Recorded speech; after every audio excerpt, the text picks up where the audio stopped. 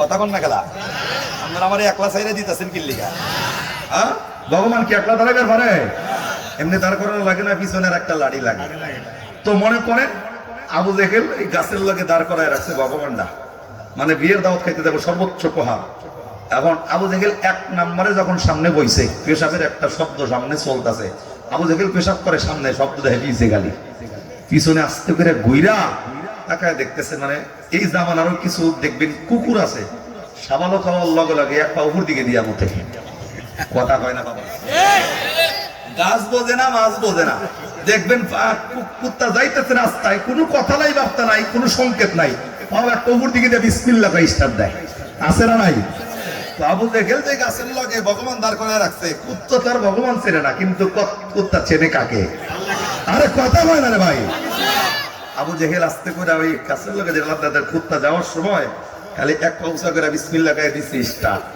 পুরা ভগবানের হালকা গোসল শেষ আবু জেহেল চিন্তা করে কিরে সামনে দেখি হিসাব করে শব্দ পিছে গেল দৌড়ায় আসছে দেখে ভগবানের অর্ধেক গোসল শেষ এখন আইসা একবার এখানে দাঁড়ায় তিনি বলছেন দেখেন হেদায়েত ঢুইকাও ঢোকে নাই আমি এর জন্যই বলছি সূরা বাকারা এক পারার 2 পৃষ্ঠার 4 নম্বর লাইনে 7 নম্বর আয়াত খতাবাল্লাহু আলা কেন বলছেন আলা খতাবাল্লাহু আলা কুলুবিহিম ওয়া আলা সামাইহিম ওয়া আলা আবসারিহিম গিশাওয়া আল্লাহ কেন বললেন মানে হেদায়েত ঢুকবে কেমনে আল্লাহ তো মোহর মারছে আবু জেহেল এই ভগবানের কাছে দাঁড়ায়া উনি একবার দাঁড়ায় চিন্তা করতেছিল কি রে বেটা সারা জীবন তারে খোদা মারলাম কুত্তায় মুখে পেশাব করিয়া দেয়া যায় কুত্তা খেলানোর মতন শক্তি তার ভিতরে নাই এই কুত্তাও দাঁড়াইতে পারস না আবু জেহেল দাঁড়ায় চিন্তা করতেছে যে কারে মানি যার মুখে কুত্তায় মুতলে কুত্তা তারাইবা তারা ওরে মানমু কি এই চিন্তা করে হঠাৎ করে মাথার ভিতরে একটা নলেজ ঢুইকা আবার বেরোইছে নলেজটা ছিল এমন আমি আপনাদেরকে বলবো অ্যাটেনশন মানে সুবহানাল্লাহ বলার জন্য প্রস্তুতি গ্রহণ করেন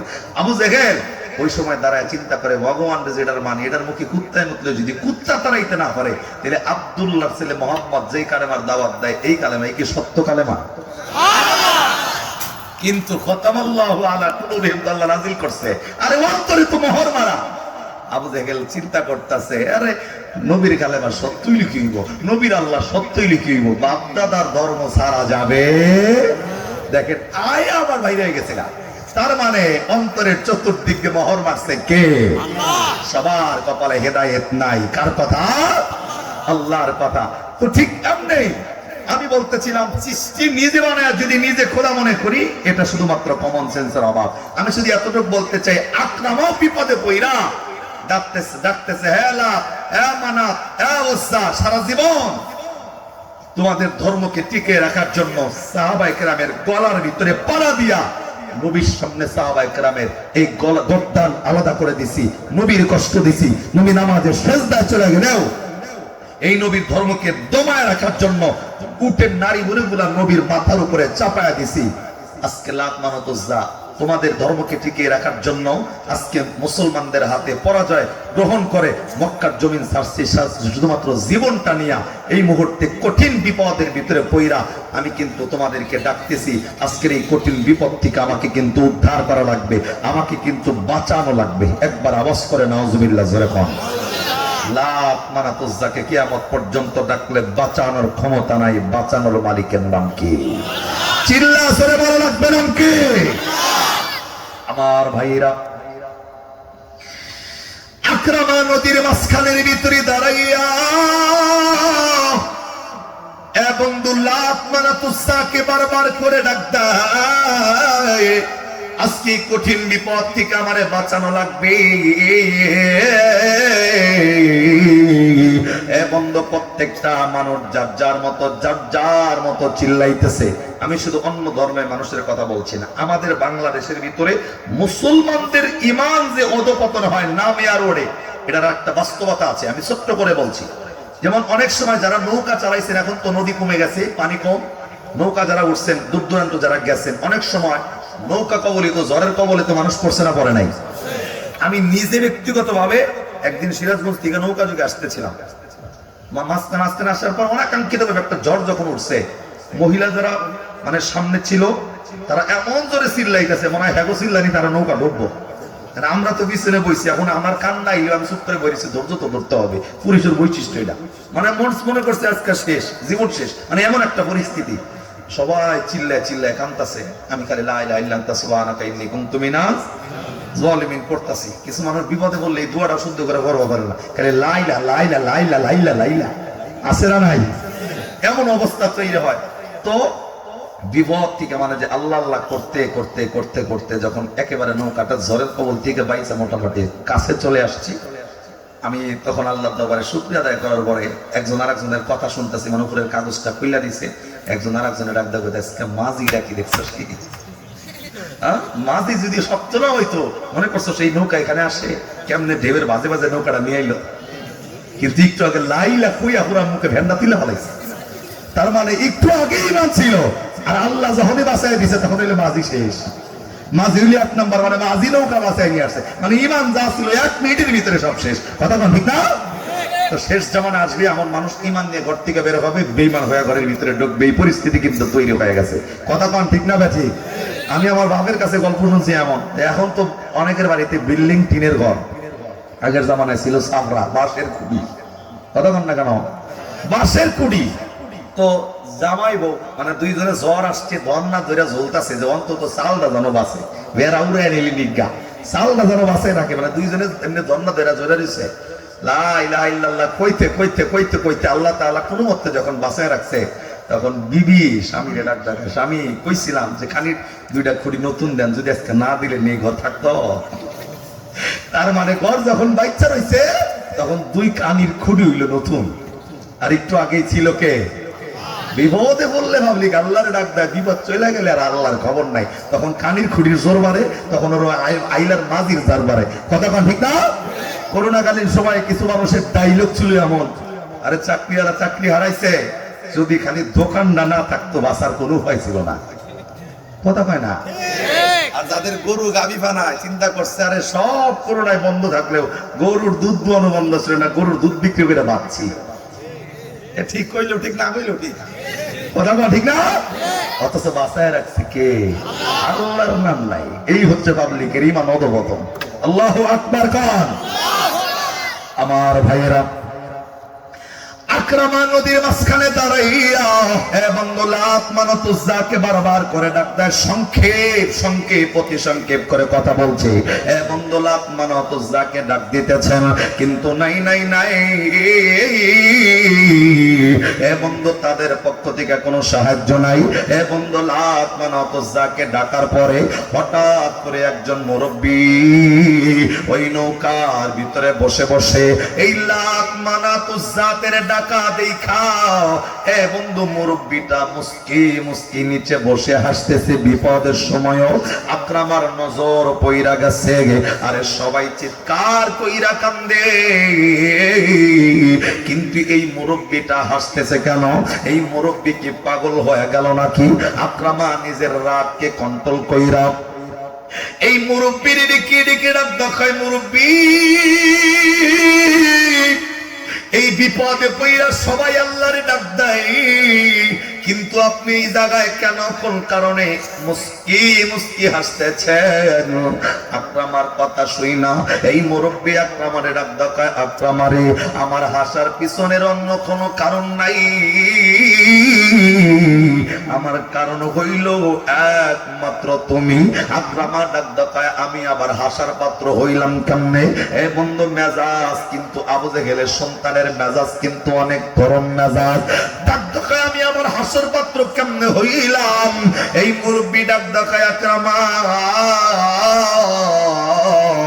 আজকের এই কঠিন বিপদ থেকে বাঁচার জন্য যেই লাত মানাত উজ্জাকে ডাকতেছ, ডাকতে ডাকতে কিয়ামত হইয়া গেলেও এই লাত মানাত উজ্জা তোমার বাঁচাইতে পারবো না।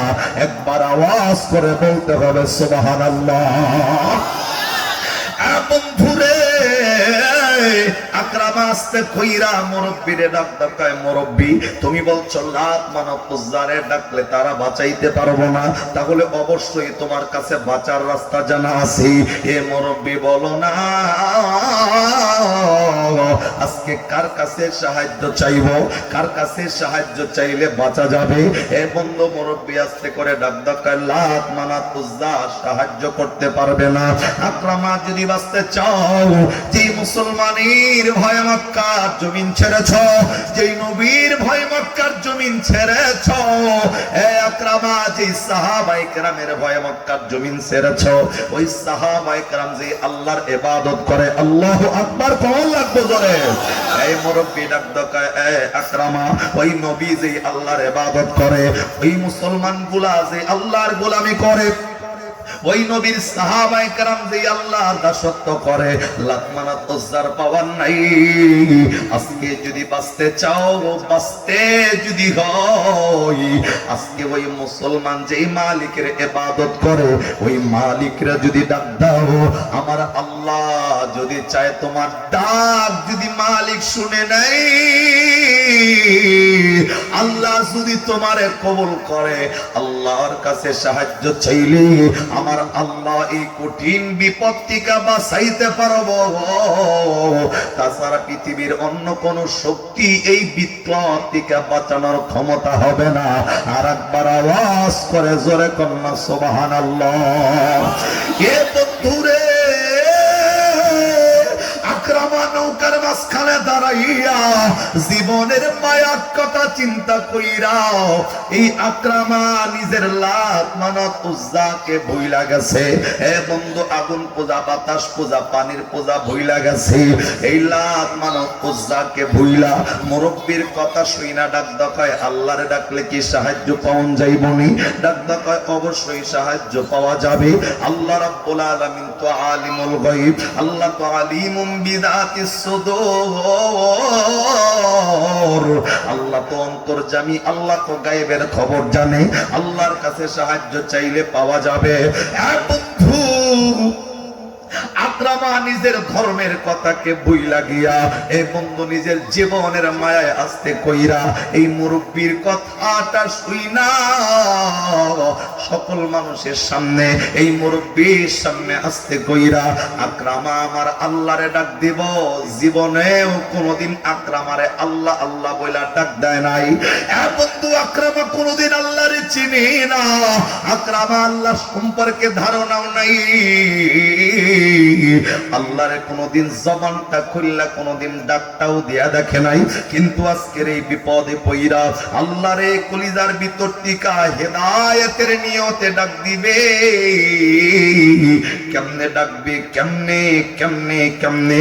এই বন্ধু কিতাব বলা লেখেন, আকরামা সরাসরি আমার আল্লাহরে ডাক দেয় নাই, আকরামা ইনডাইরেক্ট আমার আল্লাহরে ডাক দিছে। এ বন্ধু, ইনডাইরেক্ট কেমনে আল্লাহরে ডাক দিল? বন্ধুরে, আকরামা ওই জায়গার ভিতরে দাঁড়াইয়া সর্বপ্রথম আল্লাহরে ডাক দেওয়ার প্রস্তুতি গ্রহণ করতেছে। এমনি আকরামা আমার নবীরে আগে ডাক দিছে। আকরামা আমার নবীরে ডাক ডাকায়, হে মুহাম্মদ। দুই নম্বরে ডাক ডাকায়, হে মুহাম্মদের আল্লাহ। আওয়াজ করে কন্যা সুবহানাল্লাহ। বন্ধু, আকরামা ডাক ডাকায়, হে মুহাম্মদ নবী। দুই নম্বরে ডাক ডাকায়, হে মুহাম্মদের আল্লাহ।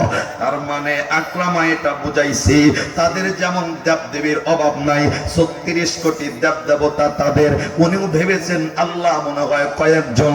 এটা মাইনা আমার নবীর আগে ডাক দিয়া বলে, হে মুহাম্মদ, হে মুহাম্মদের আল্লাহ। তার মানে এটা বুঝাইলো নবী মুহাম্মদ যেই আল্লাহরে ডাক দিছে, আমি আমি আকরামাও সেই নবী মুহাম্মদের আল্লাহরে ডাক দিলাম। আওয়াজ করে বলা লাগবে সুবহানাল্লাহ। বন্ধু,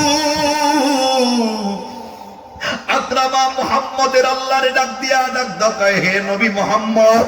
দুই নম্বরে ডাক দেয় হে মুহাম্মাদের আল্লাহ, ডাক দেয় মাবুদ কোনদিন তোমারে ডাকি নাই, কোনদিন তোমার কাছে সাহায্য চাই নাই, তোমার কাছে সাহায্য চাইলে নাকি সাহায্য পাওয়া যায়। আমি আকরাম আজকের এই কঠিন বিপদের ভিতরে পইরা গেছি, এই কঠিন বিপদের ভিতরে পইরা আমি আপনার কাছে সাহায্য চাইতেছি।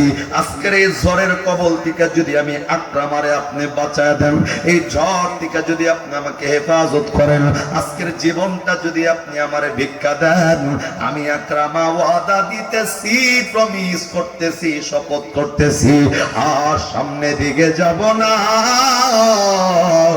ঝড়টা থাইমা গেলে নৌকা ঘুরাবো, মক্কায় যাব, নবী মুহাম্মদের সামনে যাইয়া আমি ওয়াদা দিলাম নবী মুহাম্মদের হাতে কালেমা পড়ে মুসলমান হয়ে যাব। বন্ধু আকরামা ওই জায়গায় দাঁড়াইয়া আল্লাহরে যখন ডাক দিছেন, আল্লাহ ঝড়টা থামাইয়া দিলেই নবী মুহাম্মদের কাছে যাব, নৌকা ঘোরাবো, জীবনের ভুলের কথা স্বীকার কইরা কালেমা পড়ে মুসলমান হব। এ বন্ধু আকরামা জবান দিয়া এই সাক্ষীটা দিতে দেরি, আল্লাহ রাব্বুল আলামিন আকরামা দোয়াটা কবুল করতে দেরি হয় নাই। এ বন্ধু সাথে সাথে ঝড়টা থাইমা গেছে। আকরামা তাকাইয়া দেখলো মালিকের কাছে চাইতে দেরি, আল্লাহ ঝড়টা থামাইতে দেরি করে না। আত্মবিশ্বাসটা দিলের ভিতরে নিয়া মাঝিরে ডাক দেয়, মাঝিরে যেইখান থেকে আমারে তুলছো সেই দিকে আমারে নিয়ে যাও। এ বন্ধু মাঝি আস্তে কইরা ওই দিকে যখন রওনা দিয়া দিছে, আকরামা নৌকা থেকে নাইমা মদিনা মক্কার দিকে দৌড়ায়, আমার নবীর খোঁজে, নবী কই, নবী কই। এ বন্ধু আকরামার চোখে শুধুমাত্র নবীকে দেখার দৃশ্যটা কেমন যেন ভিতরে চটপট করতেছে। এ বন্ধু আকরামা দৌড়াইতে দৌড়াইতে দৌড়াইতে এ বন্ধু যখন আমার নবী পর্যন্ত চলে আসছে, কিতাবের বর্ণনা হইল আমার নবীর সামনে আকরামা আইসা নবীর এমন জোরে একটা ডাক দিছে, নবীজি আমি আবু জেহেলের সন্তান আকরামা আপনার সামনে হাজির হইছি। এ বন্ধু রে কিতাব বলে লেখেন আপনার আমার নবী আখির জামানার পয়গম্বর। আকরামার চেহারার দিকে শুধুমাত্র কেবলমাত্র একটাবার নজর কইরা তাকাইছি। আমার আকরামার দিকে যখন আমার নবী একটাবার নজর কইরা তাকাইয়া ওই যে নবীর চক্ষুটা নিচের দিকে নামাইয়া দিছে, আর আমার নবীর দিকে আকরামা তাকায় না। আকরামা ওই জায়গায় পয়সা পয়সা বারবার আমার নবীরে ডাক দেয়, নবী গো কেন আপনি আমার চেহারার দিকে তাকান না বলেন। এ বন্ধু নবীরে বারবার ডাক দিল, আমার নবী আকরামার চেহারার দিকে তাকায় না। আকরামা বারবার নবীরে ডাক দেয়, নবীজি কেন আপনি আমার চেহারার দিকে তাকান না বলেন। বন্ধু আপনার আমার নবী নিচের দিকে তাকাইয়া চোখের পানিটা ছেড়া দিছেন। আমার নবীর মনে হইছে নবীর সাহাবীগুলার কথা, এ বন্ধু মনে হইছে নবীর কত কষ্ট ইয়া কাফেরের দলগুলা দিছে। আমার নবীর মনে হইছে আবু জেহেল তোর বাবা কত কষ্ট আমি নবীরে দিছি। আমার নবীর মনে হইয়া গেছে হে আকরামা তুই সহ তোর মানুষগুলাদেরকে নিয়া আমি নবীর সাহাবায়ে কেরামের বুকের ভিতরে পাড়া দিয়া আমার সাহাবায়ে কেরামের কল্লাটা আলাদা কইরা দিছো। আমার সাহাবায়ে কেরাম তাদের জন্য রাস্তায় বের হইতে পারে নাই, উত্তপ্ত বালুর উপরে শুয়াইয়া তাদেরকে নির্যাতন কইরা দুনিয়ার থেকে বিদায় করছো। মানুষ মানুষকে এইভাবে মারতে পারে না যেইভাবে তোরা আমার সাহাবায়ে কেরামকে হত্যা করছো। এ বন্ধু আমার নবী উম্মতের মায়া, সাহাবায়ে কেরামের মায়া, কলিজাটা নিয়া সারাটা জীবন উম্মতের ব্যথায় নবী কান্না করছে, কিন্তু এ বন্ধু উম্মত নবী বলতে পারে নাই। বড় বাসকালিয়ার উম্মত আমার নবী ভোলে নাই, ভোলে নাই। এর জন্য 63 বছর জিন্দেগি পর্যন্ত এই বন্ধু নবী সারাটা রাত তারাতাইকা নামাজ পড়া আমার নবীর পা মোবারক পর্যন্ত নবী ফুলাইছে এই বড় বাসালিয়ার উম্মতের জন্য। এ বন্ধু নবী নামাজে দাঁড়াইলে এ বন্ধু নবীর পাটা ফুইলা যাইতো তাহাজ্জুদের নামাজে, নফল নামাজে। আল্লাহ রাব্বুল আলামিন নবীর এই কষ্ট সইতে পারতেন না।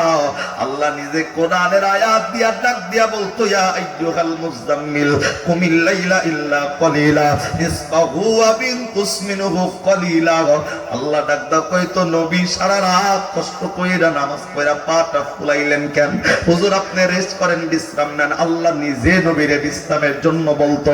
আয়েশা সিদ্দিকা দৌড়ে নবীর কাছে আইসা নবীর পা মোবারক ফুলা দেইকা নবীরে কইতো, নবীজি সারা রাত কষ্ট কইরা নামাজ পড়ন লাগবো কেন? এ হুজুর আপনার জন্য তো জান্নাত জাহান্নামের কোনো টেনশন নাই। হুজুর তারপরেও সারা রাত দাঁড়ায় কেন নামাজ পড়েন? আল্লাহর নবী চোখের পানিটা ছাইরা দিয়া আয়েশা সিদ্দিকারে ডাক ডাকায়, আয়েশা রে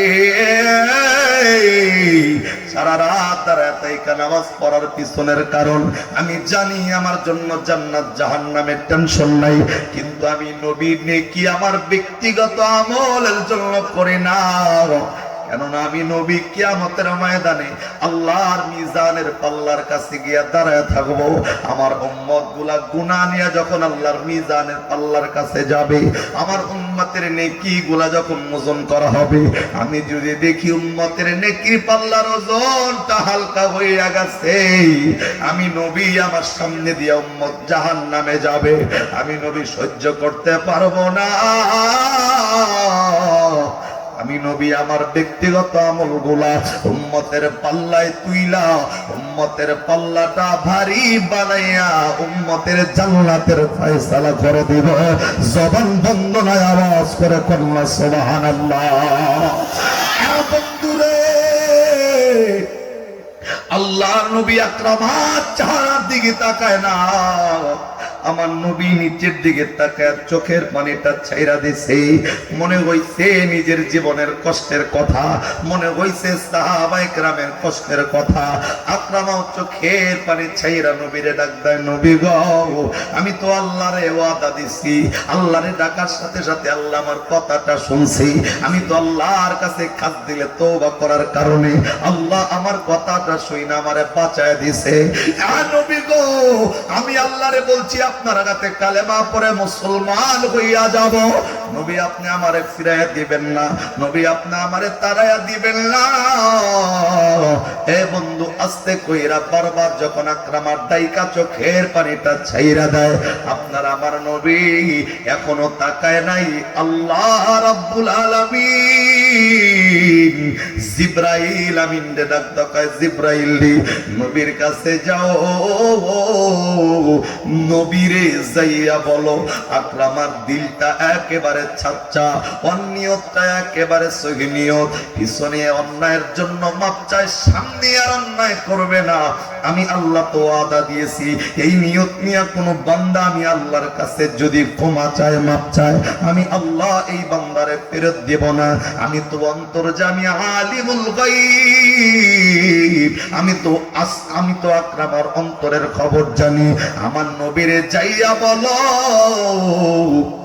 আকরামার দিলটা যেহেতু পরিষ্কার, আমি আল্লাহ নিজে আকরামাকে জিন্দেগীর জন্য পিছনের গুনাহ মাফ করছি। আমার আল্লাহর নবীও যেন আকরামারে মাফ কইরা দেয়। বন্ধুরে জিবরাইল আমিন নবীর সামনে আইসা আমার নবীরে ডাক দেয়, নবীজি আল্লাহ তো জানাইছেন পবিত্র কোরআনে সূরা জুমার 24 পারা 3 পৃষ্ঠা 9 নাম্বার লাইনের 53 নাম্বার আয়াত। আল্লাহ তো বলছেন, কুলিয়া ইবাদিয়াল্লাযিনা আসরাফু আলা আনফুসিহিম লা তাকনাতু বির রাহমাতিল্লাহ ইন্নাল্লাহা ইয়াগফিরুয যুনুবা জামিআ ইন্নাহু হুয়াল গফুরুর রহিম। নবী গো আল্লাহ তো কইছে বান্দা অন্যায় যদি কইরা ফেলে, শয়তানের ধোকায় পইরা গুনাহ কইরা ফেললে আপনার দরজা বন্ধ হবে না। আল্লাহর বর্ণনা, আল্লাহ তো এই বান্দার সহি তওবার বিনিময় পিছনের গুনাহগুলা মাফ করছে নবী। আল্লাহ জানাইয়া দিছি আপনিও আকরামাকে মাফ করে দেন। এ বন্ধুরে, আকরামার ব্যাপারে জিবরাইল আমিন নবীরে যখন বলছে নবী আল্লাহ আকরামারে মাফ কইরা দিছে, অন্তরের নিয়তটা সই কইরা তওবা করার বিনিময়, খাটি দিলে মালিকরে ডাক দেওয়ার বিনিময় আল্লাহ যেহেতু আকরামারে মাফ করছে, আল্লাহ জানাইছে আপনিও আকরামারে মাফ করে দেন। এ বন্ধু, জিবরাইলের কথা শুইনা আপনার আমার নবী আকরামার চারা দিকে তাকাইয়া চোখের পানিটা ছাইরা ডাক দেয় আকরামারে, আমার আল্লাহ যদি তরে মাফ কইরা দেয় আমি নবী আর কইরা থাকবো না। আমার নবী দুইটা হাত বাড়াইয়া আকরামারে বুকের ভিতরে টান মাইরা আকরামারে এমনে করে আমার নবী একটা চাপ দিছে। আল্লাহু আকবার কর। বন্ধু, আকরামারে বুকের ভিতরে নিয়া আমার নবী একটা চাপ দিয়া ডাক ডাকায় আকরামা আল্লাহর কাছে তওবা করছ, তোর মতো কাফেরের দিকে আমার আল্লাহ রহমতের দৃষ্টি দিয়া তাকাইছি। আকরামা ভুইলা যাও পিছনের কথা, আল্লাহ তো পিছনের গুনাহগুলা মাফ করছে। খাঁটি তওবার বিনিময়, আল্লাহকে অন্তর দিয়া ডাকার বিনিময়, খাঁটি নিয়তে আল্লাহকে ডাকার কারণে আল্লাহ জিন্দেগীর গুনাহগুলা মাফ কইরা আকরামা তরে একটা নতুন জীবন আমার আল্লাহ দান কইরা দিছে। জবান বন্ধ নয়, আওয়াজ করে বলা লাগবে সুবহানাল্লাহ। বন্ধু, আবু জেহেলের সন্তান হওয়ার পরেও আমার আল্লাহর কাছে কাটি দিলে তওবা করার কারণে আল্লাহর কাছে প্রথম দিন মালিকরে চিনা 100% ঈমান নিয়া আল্লাহকে ডাকার কারণে আল্লাহ জিন্দেগীর গুনাহ মাফ কইরা জিবরাইল আমিন পাঠাইছে যে আকরামার জন্য। আমি বলবো বন্ধুরে, যার বাবাও ছিল কাফের, এই কাফেরটাও কত নবীর সাহাবায়ে কেরামকে হত্যা করছে, তারপরেও আল্লাহ খাঁটি তওবার বিনিময় চোখের পানির বরকতে আল্লাহ আকরামার জিন্দেগীর গুনাহটা মাফ করছে। এ বন্ধু, আমি আপনাকে বলবো সাহাবায়ে কেরাম মারি নাই, আপনি আমি মুসলমান হওয়ার পরেও আল্লাহ আপনার আমার জন্য ডাক ডাকা মানুষ, আমি আল্লাহ তওবার দরজা বন্ধ করি নাই। আমি আল্লাহ ওয়ার দুয়ার বরকতে অন্তরে হেদায়েতের আলো জ্বালাইছি। এ বন্ধু, পিছনের জিন্দেগিতে যত অন্যায়, যত ভুল, যত গুনাহ ছিল, আজকের এই মাহফিলটাকে জীবনের শেষ মাহফিল মনে কইরা মালিকের দরবারে তওবার নিয়তে অপরাধীর ন্যায় দুইটা হাত বাড়াইয়া আকাশের দিকে দুইটা হাত উত্তোলন কইরা কলিজার ভিতর টিকা পিছনের গুনার জন্য তওবার নিয়তে একবার আল্লাহরে ডাক দেওয়া লাগবে আল্লাহ। আরে বারবার বাসালিয়ার মানুষ হাত সোজা কইরা জবানটা খুললা রাখটা জোরে ডাক দেন আল্লাহ, আর একটু আওয়াজ দিয়া ডাক দেন না আল্লাহ। মালিক তাকাইয়া দেখো, আল্লাহ জিন্দেগিতে গুনার অভাব নাই। আকরামার মতো কাফের মালিক তোমার কাছে মাপ চাইলে যদি মাপ পাইয়া যায়, আল্লাহ জানি না কবে দুনিয়ার জমিনের মায়া ত্যাগ করে কবরে যাব। পরবাসালিয়ার কোন দোকানে যেন কাপনের কাপড়টা ইসা রেডি হয়ে আছে আমার জন্য। আল্লাহ, আগামী কালকে সূর্যোদয় যদি নসিবে না থাকে, মালিক পিছনে গুনার অভাব নাই, তোমার দরবারে কাজ দিলে তওবা করছি, তুমি আল্লাহ ছাড়া কোনো ইলাহ নাই। আল্লাহ, আমাদের আজকের এই তওবার বিনিময় পিছনের জিন্দেগীর সব গুনাহগুলো আল্লাহ মাফ করে দাও। জবান বন্ধ নয়, আওয়াজ করে চিল্লায় পড়েন আমিন। আর একবার জোরে বলেন আমিন। আর একবার আওয়াজ করে জোরে পড়েন আমিন। গুনাহ করেছি, মাপ চাইবো কার কাছে? আরে আল্লাহর নাম আওয়াজ দিয়া জোরে বলেন কার কাছে? আর একটাবার আওয়াজ দিয়া ডাক দেন আল্লাহ। আর একটু মায়া দিয়া আল্লাহরে ডাক দেন না আল্লাহ। আল্লাহ আমাদের জিন্দেগীর গুনাহগুলো মাফ করো। আমিনের আওয়াজ হয় না, কন্যা জবান খোলেন আমিন। আবার কোন আমিন। আল্লাহর কাছে গুনাহ মাফের লক্ষ্যে জোরে কোন আমিন। আমি যতক্ষণ আছি আপনারা আছেন না নাই? আছি। থাকলে হাত নামান, না থাকলে হাত উঁচা করে রাখবেন। আবার বলেন গুনাহ করেছি, আকরামার মতো কাফের যদি মালিকের কাছে তওবা করে মাফ পায়, নবীর বুকে যদি জড়ায় রাখতে পারে আমার নবী, পিছনের জিন্দেগিতে আপনার মতো গুনাহ আপনার আমার নাই, মালিকের কাছে তওবা করেন, পিছনের জিন্দেগির জন্য বিবি জানবে না, সন্তান জানবে না, মা বাবা জানবে না। আজকের গুরুত্বপূর্ণ রাত্রিতে বৈশা 2 রাকাত তাহাজ্জুদের নামাজ পড়া দেখেন তো একটা ফোঁটা চোখের পানি জমিনে পড়ে কিনা। আমি তো বলবো বড় বাসালিয়ার এমনও মানুষ আছে যেই ব্যক্তি গত 10টা বছর পার হয়ে গেছে, এই 10টা বছরের ভিতরে নিজের গুনার জন্য 2 রাকাত তাহাজ্জুদ কইরা একটা ফোঁটা চোখের পানি জাহান্নামের আগুনের ভয়ে ছাড়ে নাই। এমন মানুষ আছে না নাই? 10 বছর হুজুরের সাথে মোনাজাত ধরা ছাড়া একটা ফোঁটা চোখের পানি নিজের জাহান্নামের আগুনের জন্য ছাড়ি নাই। এমন মানুষের অভাব নাই। আমি বলবো বন্ধু, তওবা যে বেশি বেশি করবে, যে বেশি মালিকের কাছে চাইবে, যে বেশি মালিকের ডাক দিবে, আল্লাহ ডাক দা কই বান্দা আমি আল্লাহর কাছে তত বেশি প্রিয়, তত বেশি আপন হয়ে যাবে। রাত্রিবেলায় দেখেন দুনিয়াবি সব ইবাদত লোক দেখানো হলেও হতে পারে, জুমার নামাজ লোক দেখানো হলেও হতে পারে, ফজর জোহর আসর মাগরিব এশা না গেলে মানুষ আমাকে মুসল্লি বলবে না, এর জন্যও হতে পারে।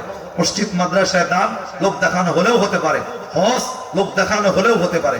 কিন্তু যেই সময় বিবি ঘুমায়, সন্তান ঘুমায়, মা বাবা ঘুমায়, এই সময় যদি কোনো বান্দা ওযু কইরা নামাজে দাঁড়ায় যায়, কাউকে দেখানোর উদ্দেশ্য থাকে না, একমাত্র দেখেন কে? আল্লাহ। তার মানে রাত্রি যত গভীর হয় এই মালিক বান্দার দিকে তত নিচে নামে, বান্দা কি চাও বলো একেবারে নিকটে চলে আসে। তাহলে সেই সময়টাতে মালিকের কাছে পিছনের গুনার জন্য তওবা করব, যেই সময়টাতে কেউ থাকে না, শুধুমাত্র আপনি আর আল্লাহ। এই ইবাদত মালিকের কাছে অনেক দামি ইবাদত, অনেক দামি ইবাদত। অন্তত সারা সপ্তাহ যদি না হয়, এই শুক্রবারের রাত্রি, বৃহস্পতিবার সারাদিন গত রাত্রিতে 2 রাকাত তাহাজ্জুদের নামাজ পড়ে আল্লাহর কাছে নিজের গুনার জন্য চাওয়া যাবে তো ইনশাআল্লাহ। ইনশাআল্লাহর আওয়াজ হয় না রে ভাই, জোরে কান না ইনশাআল্লাহ। আজকে বৃহস্পতিবার, আগামী বৃহস্পতিবার পর্যন্ত বাঁচবো, গ্যারান্টি আছে নাকি? এই যে নাটা যে বললেন কতটুকু সত্য দিয়ে, কতটুকু ভিতর থেকে বলছেন বলেন? আসলেও কি 1 সেকেন্ডে 1 মিনিটে মৃত্যু হতে পারে? আসলেও কি কথা কোন সত্যি তো, নাকি বয়স বেশি হওয়া লাগবে? এমন কোন দিন নাই পেপার পত্রিকায় মোবাইল ইন্টারনেটে যুবকদের মৃত্যুর খবর না আসে। কথা ঠিক না? কত যুবক গাড়ি অ্যাক্সিডেন্টে মারা যাচ্ছে, কত যুবক আগুনে পুড়ে মারা যাচ্ছে, কত যুবক রোড অ্যাক্সিডেন্টে মারা যাচ্ছে, লাশের অস্তিত্ব পর্যন্ত খুঁজে পাওয়া যায় না। তাদের স্বপ্ন ছিল তারা দীর্ঘদিন পর্যন্ত দুনিয়াতে জীবিত থাকবে, কই আল্লাহ তো রাখলো না।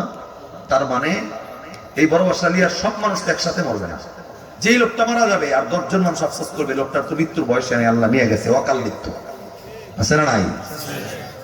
দেখবেন যে রাষ্ট্রলে 2 বন্ধু চা খাইছে, সকালবেলায় বাড়িতে গিয়ে রাত্রিবেলায় ঘুমাইছে, ফজরের নামাজে মসজিদের মুয়াজ্জিন আযানটা দিয়াই অপর বন্ধু যখন উঠছে, মসজিদের মুয়াজ্জিন আযান দিয়া বলতেছে শোক সংবাদ, শোক সংবাদ, শোক সংবাদ, অমুক ব্যক্তি দুনিয়াতে আর নাই।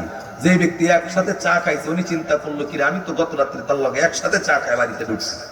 এমন ঘটনা বাংলাদেশে আছে না নাই? 2 বন্ধু এক স্টলে চা খায় বাড়িতে গেছে, সকালবেলায় এক বন্ধু উঠছে আর এক বন্ধু কবরে। স্বামীর কাছ থেকে বিবির আল্লাহ নিয়ে যায়, স্বামী জানে না। স্ত্রীর কাছ থেকে স্বামী নিয়ে যায়, স্বামী বিবি জানে না। সন্তান নিজের মায়ের কোলের ভিতরে দুধ পান করতে করতে দুনিয়ার থেকে বিদায় হয়ে যায়, কলিজার মা পর্যন্ত টের পায় না। এমন নজির আছে না নাই? আমি বলবো সপ্তাহে একটা দিন নিয়ম তো প্রত্যেক দিন, যেহেতু করি নাই আমলটা চর্চা নাই, অন্তত বৃহস্পতিবার রাত্রিতে মালিকের কাছে 2 রাকাত তাহাজ্জুদের নামাজ পড়া, 4 রাকাত তাহাজ্জুদের নামাজ পড়া। এখন তাহাজ্জুদের নিয়ম অনেক মানুষ মনে করে যে না জানি কি, কোনো নিয়ম নাই, জাস্ট নফল নামাজ।